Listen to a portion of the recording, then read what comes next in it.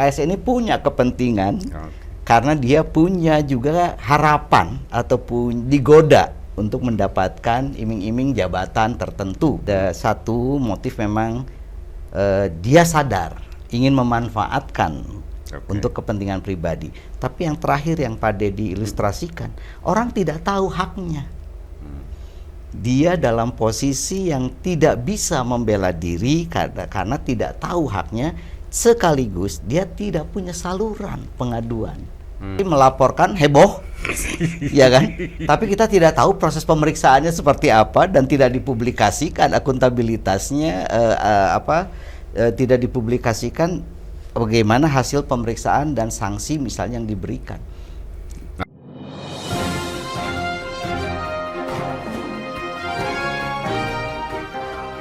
Jumpa lagi dengan Ruang Publik bersama DDM. Kali ini saya mengundang seorang tamu, Ketua Kepala Perwakilan Ombudsman Jawa Barat, Pak Dan Satria. Apa kabar Pak Dan? Damang? Hatur nuhun Pak Dedi, sudah diundang ke tempat yang indah ini. Alhamdulillah. Kita mau ngobrol soal pemilu, khususnya Pilpres. Jadi kata orang ada keistimewaan sekarang ini dalam Pilpres sekarang.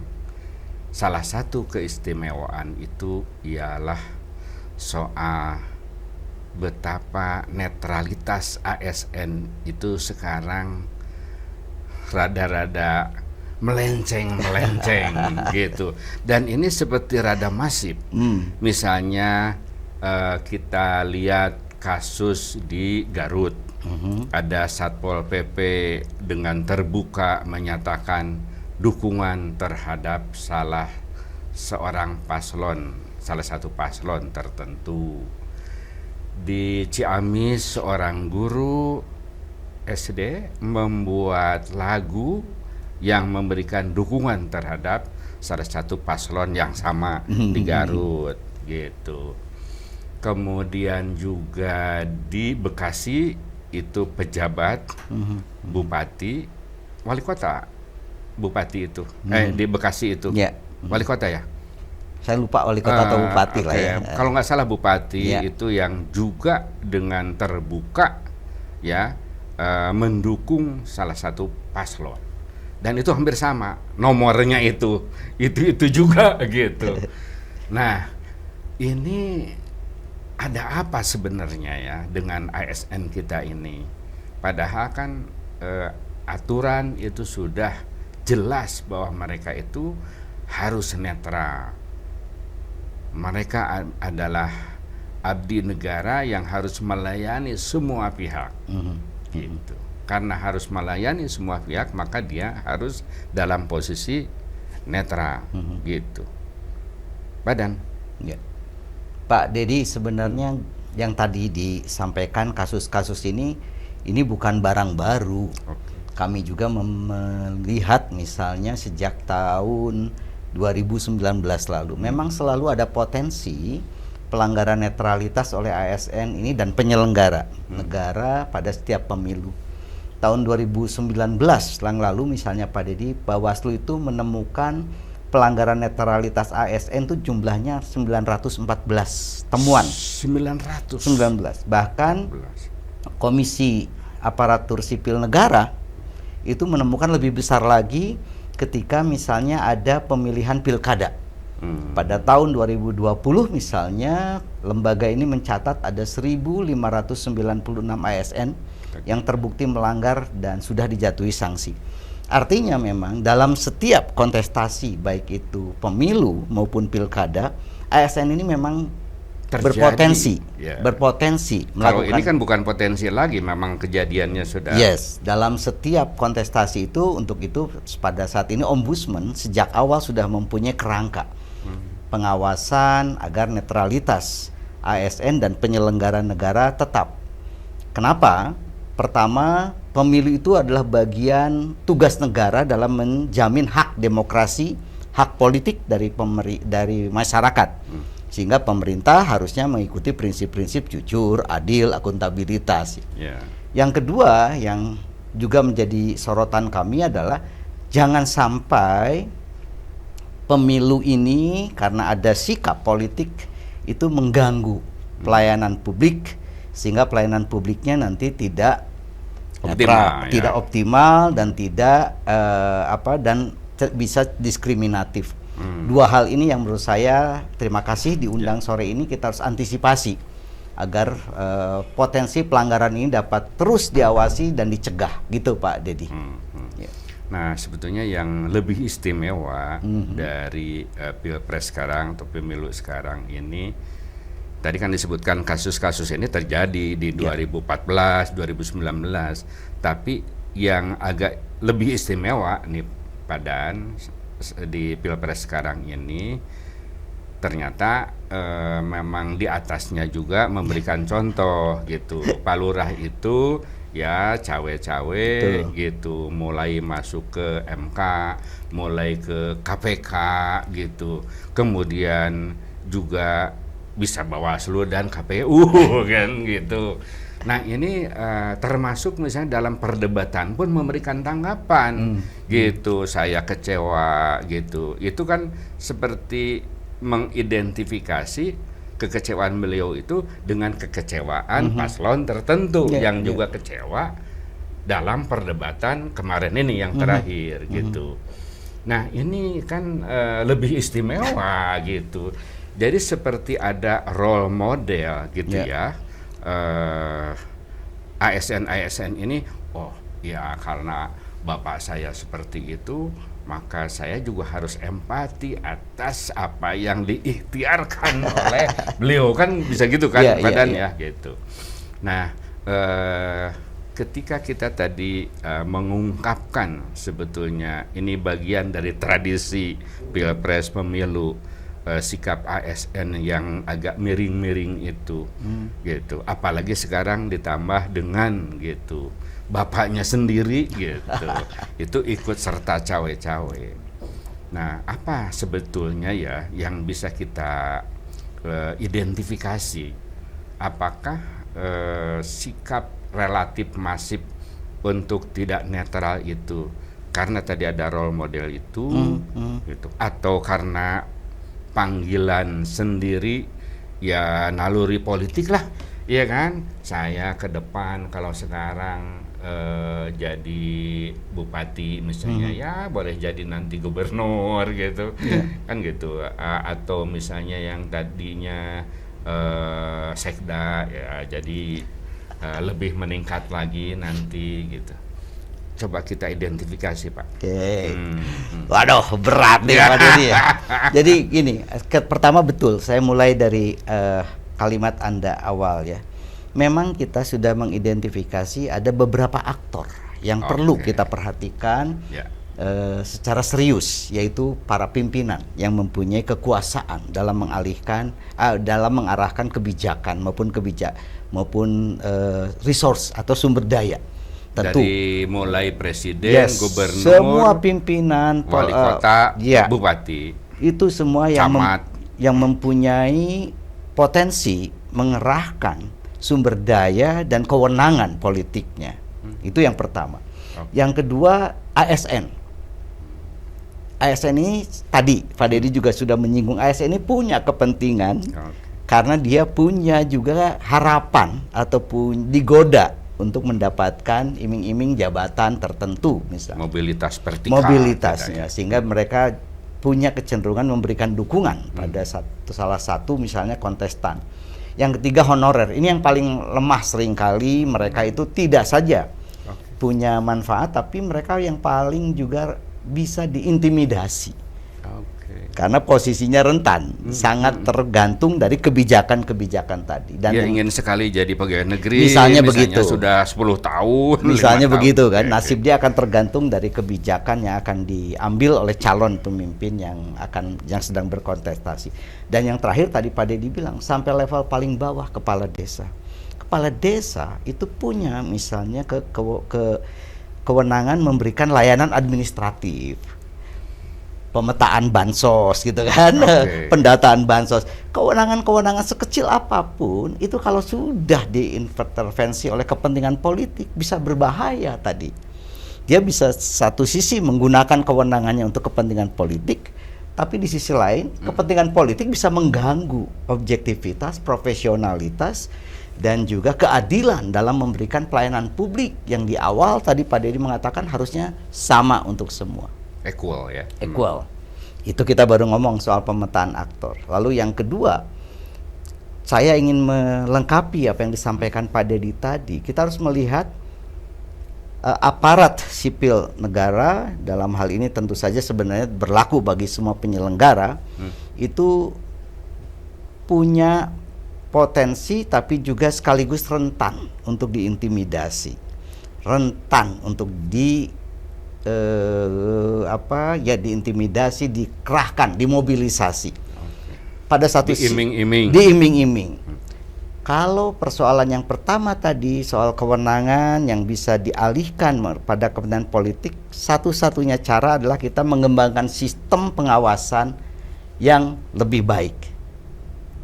Oh, itu soal solusi ya. Sehingga sebelum itu adakah korban victim ya di ASN itu di level yang paling bawah karena dia dipaksa oleh pimpinan untuk menuruti ya apa yang diinginkannya, dia sebetulnya kan ya tidak terlalu peduli ya gitu, ya netral saja. Tapi tadi dimobilisasi padahal tidak ikhlas, jadi ada semacam ketakutan struktural gitu ya di mereka itu. Nah, Anda melihat itu juga? Ada, jadi tadi ada 3 motif ya. Ada satu motif memang dia sadar ingin memanfaatkan untuk kepentingan pribadi. Tapi yang terakhir yang Pak Dedi ilustrasikan, orang tidak tahu haknya. Dia dalam posisi yang tidak bisa membela diri karena tidak tahu haknya, sekaligus dia tidak punya saluran pengaduan. Ini yang menurut saya juga perlu kita lihat ya, jangan seolah-olah ASN semuanya punya motif tertentu, tapi ada juga seperti yang ilustrasi Pak Dedi tadi, orang yang tidak tahu haknya, tidak punya pemahaman tata cara pengaduan, yang kemudian dia terpaksa melakukan itu. Nah, ini yang menurut saya perlu kita lihat secara holistik ya, kondisi-kondisi seperti itu. Mungkin ada lagi faktor soal budaya, Pak. Jadi hubungan patron klien ya, gitu. Ada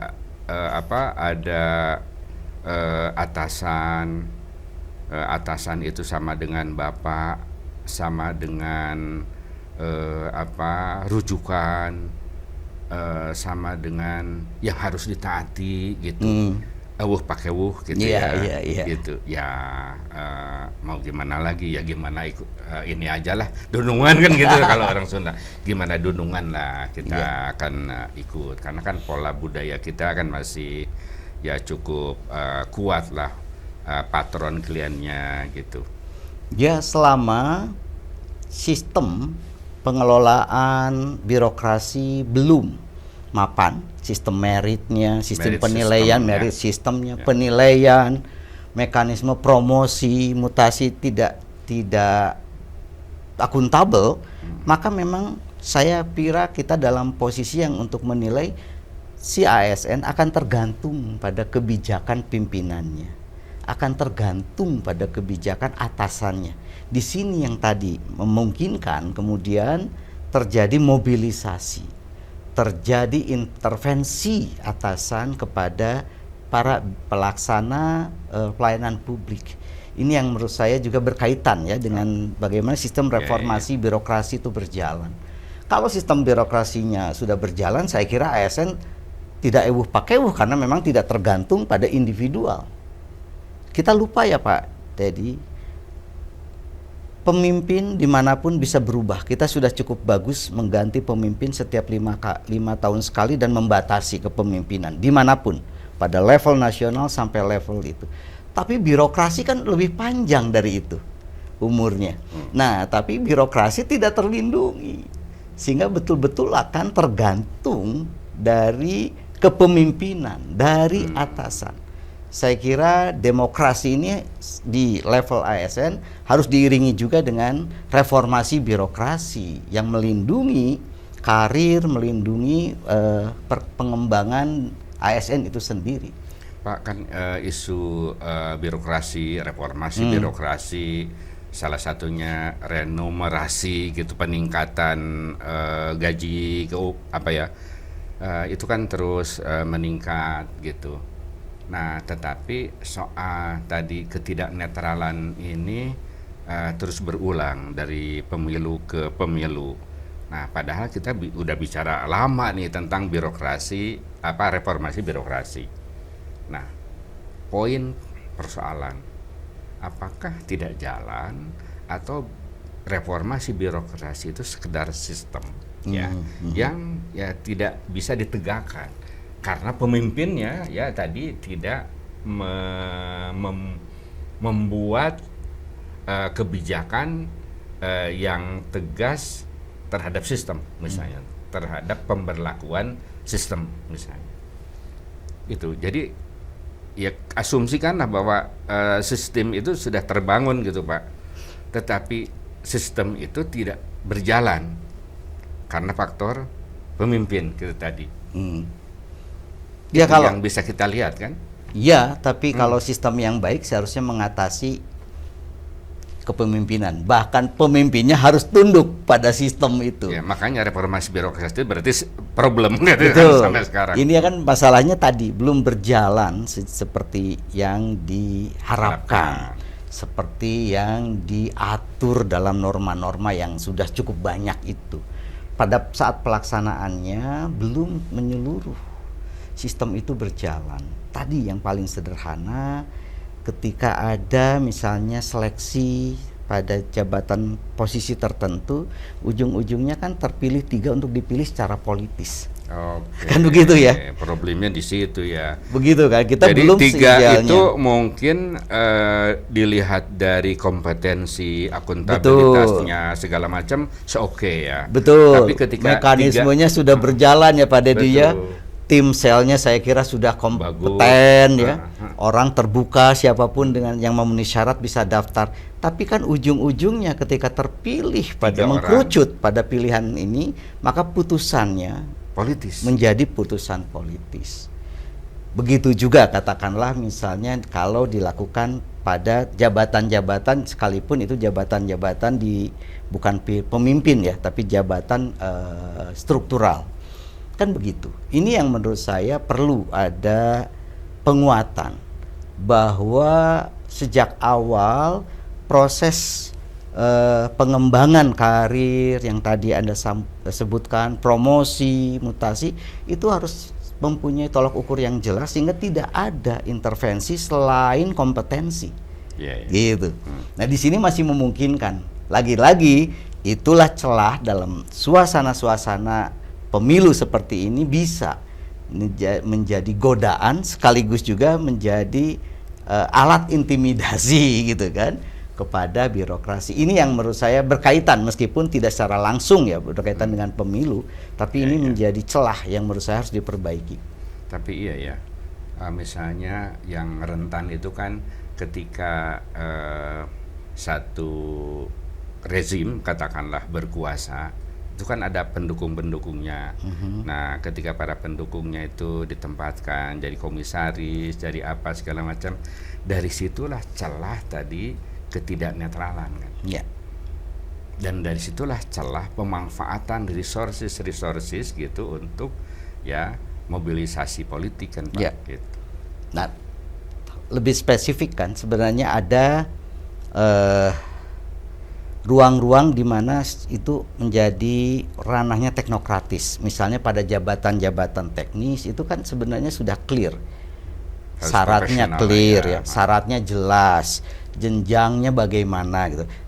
Ada ruang-ruang memang disediakan untuk jabatan-jabatan politis ya, di mana itu tidak memerlukan jenjang dan persyaratan yang rigid. Nah, ini kan yang di kita menurut saya itu yang belum dibedakan dengan jelas. Sehingga bagaimanapun karena kita sore ini bicara netralitas, itu menjadi celah birokrasi yang sudah masuk dalam sistem yang bagus pun gitu kan, itu mempunyai ruang untuk kemudian melakukan dalam tanda kutip negosiasi untuk pengembangan karir atau pengembangan posisi ke depannya. Itu yang menurut saya perlu dicermati secara dalam jangka menengah panjang ya, agar betul-betul netralitas ini, penyelenggara negara ini, baik yang menyelenggarakan pemilu maupun yang menyelenggarakan layanan publik, betul-betul terjaga dalam setiap pemilu maupun pilkada. Begitu. Pak, minum dulu Pak. Oke.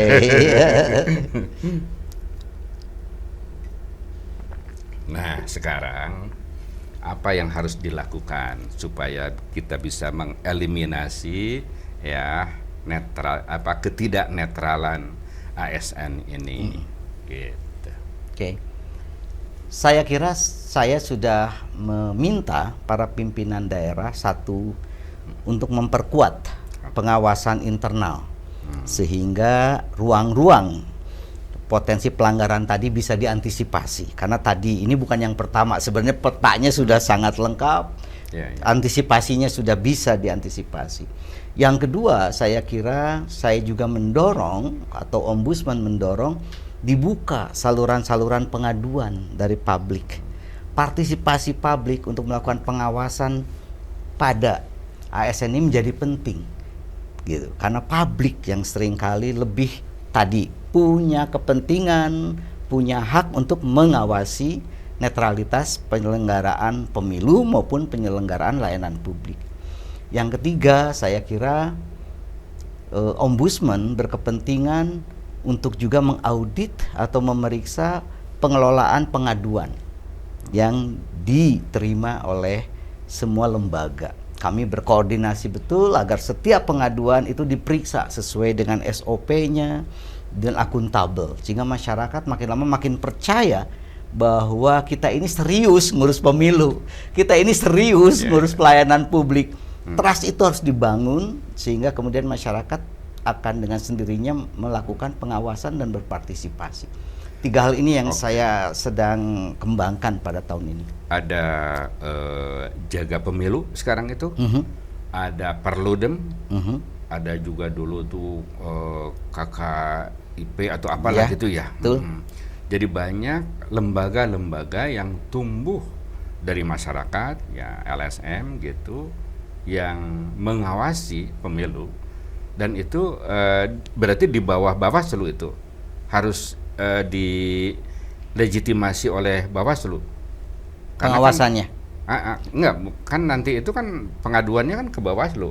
Kalau ada masalah-masalah, artinya kan harus ada sertifikasi gitu. Saya kira enggak. Saya kira enggak, bahwa semua masyarakat mempunyai hak untuk melakukan laporan, membuat laporan dan pengaduan. Persoalannya siapapun.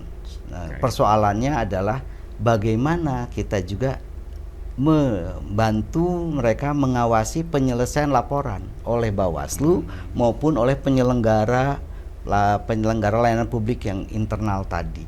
Itu yang penting. Kadang-kadang misalnya begini, penegakan hukumnya gitu maksudnya. Betul. Kita seringkali melaporkan heboh, ya kan? Tapi kita tidak tahu proses pemeriksaannya seperti apa dan tidak dipublikasikan akuntabilitasnya, tidak dipublikasikan bagaimana hasil pemeriksaan dan sanksi misalnya yang diberikan. Berarti bukan hanya tadi pengawasan internal, kemudian dari masyarakat, inisiatif masyarakat LSM gitu untuk melaporkan, kemudian juga ada tadi satu lagi Pak apa? Pengawasan pada penyelesaian laporan tersebut. Gitu. Ada juga berarti satu faktor lagi yang penting itu peran media. Betul. Ya. Betul. Jadi laporan itu bisa melalui langsung ke Bawaslu misalnya, bisa juga ke media. Nah, satu lagi Pak Dery. Apa tuh? Media sosial. Sekarang kan seringkali kemudian diskursus di media sosial mampu lebih mempercepat perhatian atau mengundang perhatian yang lebih luas. Saya kira ini harus mulai diantisipasi. Masyarakat sekarang sudah mempunyai akses langsung kan kepada media sosial. Tinggal bagaimana penyelenggara maupun pengawas seperti kami itu sekarang harus lebih antisipatif, lebih melihat diskursus itu tidak hanya di ruangan nyata, tapi di ruangan maya juga melalui media sosial. Itu saya kira kita punya beberapa contoh kan, misalnya kasus-kasus di daerah sekalipun kalau diangkat diviralkan menarik perhatian pemerintah pusat. Seorang presiden misalnya bisa berkomentar atas kerusakan jalan di Lampung. Itu kan karena kontribusi netizen untuk menggaungkan itu lebih besar. Saya kira itu juga kita bisa replikasi hal serupa pada pemilu sekarang. Pak Lurah itu kan selalu ASN supaya netral, semua pihak netral, itu kan panggung depan. Panggung belakangnya ternyata kebalikan gitu lah. Nah, itu mengawasinya gimana nih? Kalau ke Bawaslu oke lah kan laporan apa. Nah, kalau ini Pak Lurah yang melakukan cawe-cawe seperti ini. Saya kira kan tadi ya, yang di kita itu persoalannya bagaimana menjabarkan prinsip-prinsip dan komitmen itu di dalam teknisnya. Kan semua juga saya kira kita semua komitmen. Ya. Dan tapi aturannya seperti apa? Tapi bagaimana bisa dipastikan prinsip itu diturunkan dalam bentuk teknis. Oleh karena itu kami Ombudsman lebih menekankan penerapan operasionalnya. Ada nggak saluran pengaduannya? Ada nggak SOP-nya? Ada nggak transparansi dan untuk akuntabilitasnya? Itu menjadi penting bagi saya karena kalau tidak diturunkan dalam bentuk pelaksanaan, prinsip-prinsip itu hanya menjadi jargon-jargon yang tidak bisa dirasakan manfaatnya oleh masyarakat. Sejauh ini Bawaslu gimana Pak? Sudah memberikan misalnya membuat prosedur pengaduan, formatnya, sampai berapa lama dieksekusinya? Ya. Saya mengapresiasi dan menghormati misalnya Bawaslu yang segera melakukan pemeriksaan ya kepada laporan-laporan yang berkembang di masyarakat. Tapi persoalannya tadi Bawaslu itu bagaimanapun punya keterbatasan kewenangan, punya juga keterbatasan sumber daya untuk mengawasi misalnya di Jawa Barat dengan 27 kabupaten kota dengan luas dan jumlah pemilih yang jumlahnya 40 sampai 50 juta. Makanya perlu peran aktif masyarakat. Dengan tadi media yang sudah kita ceritakan, ada saluran pengaduan formal, ada media massa, ada media-media seperti yang sedang dibangun oleh Pak Dedi sendiri seperti ini. Menjadi penting bagi saya untuk melibatkan masyarakat. Oke, apa pesan Anda kepada masyarakat? Oke, jadi bagi saya tadi pemilu ini penting kita awasi dalam konteks Ombudsman adalah tahun politik, peristiwa politik tidak boleh mengganggu layanan publik yang berasaskan pada kepentingan semua pihak dan tidak diskriminatif. Untuk itu diperlukan partisipasi masyarakat untuk aktif melakukan pengawasan dan melaporkan dugaan-dugaan pelanggaran netralitas khususnya pada penyelenggara pelayanan publik, baik itu ke Bawaslu maupun kepada Ombudsman. Gitu. Oke. Yuk kita jaga pemilu dengan cara mengawasi supaya ASN netral, supaya pemilu berkualitas. Sampai jumpa.